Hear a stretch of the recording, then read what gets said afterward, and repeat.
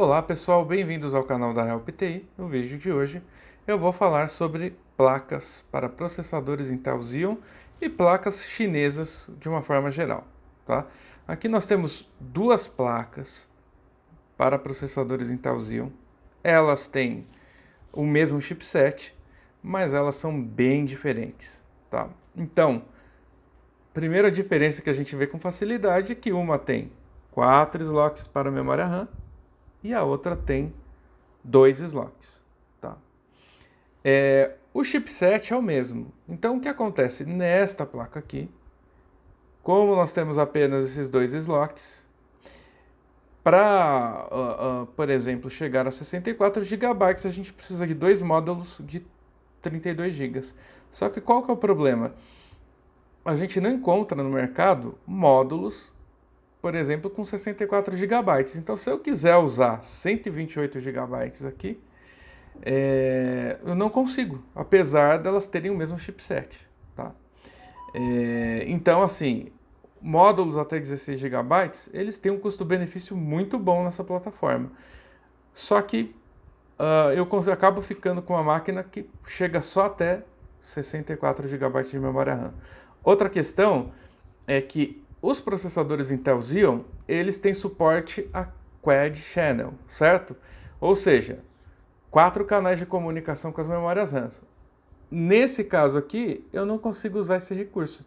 Eu teria um pequeno ganho de desempenho em algumas aplicações. Então, eu recomendo sempre considerar uma placa para processadores Xeon com 4 slots de memória. Outra característica aqui nessa placa, o que difere bastante, é que aqui, olha, na fase de alimentação, aqui ó, na parte de alimentação, nessa placa aqui nós temos um dissipador de calor. E nós temos mais fases de alimentação aqui, certo? Então, por exemplo, aqui, olha, nós temos 7 fases de alimentação e aqui nós temos apenas 4, certo? 5, na verdade, olha, falei besteira. Nós temos 5, ó. Tem essa parte aqui que é mais uma fase. Então, assim, essa placa aqui, ela vai aquecer mais, certo? E se você utilizar um processador com TDP muito alto, ela vai esquentar bastante e nós podemos ter problemas de estabilidade e durabilidade na placa. Essa aqui tem mais fases e tem o dissipador de calor. Então é uma característica também muito importante, crucial você ver. Se você for montar uma máquina no custo-benefício, com um Xeon de processador de TDP baixo, ok, vai funcionar bem. Mas ele vai trabalhar mais quente do que essa placa. Vai ter uma durabilidade inferior. E uma última característica aqui é que aqui, olha, na placa mais completa, nós temos aqui um header USB 3.0, certo? E nessas placas mais baratas, geralmente a gente não tem. A gente tem algumas omissões aí, né? Então, por exemplo, no caso dessa placa aqui, ela tem um slot para SSD M2, certo? Assim como a outra. Só que nós não temos aqui o header de USB 3.0. E aí, se você for usar num gabinete novo, você tem que usar um adaptador. E por fim, nós temos aqui, ó, tá, no caso dessa placa aqui, tem um modelo dela que vem com mais 2 conexões USB. Não é o caso, tá? Ele vem aqui nesse modelo com o PS2 no lugar. Essa aqui, eles removeram a porta PS2. Ainda que a gente não use muito isso hoje em dia, mas pelo custo menor, a gente tem algumas omissões.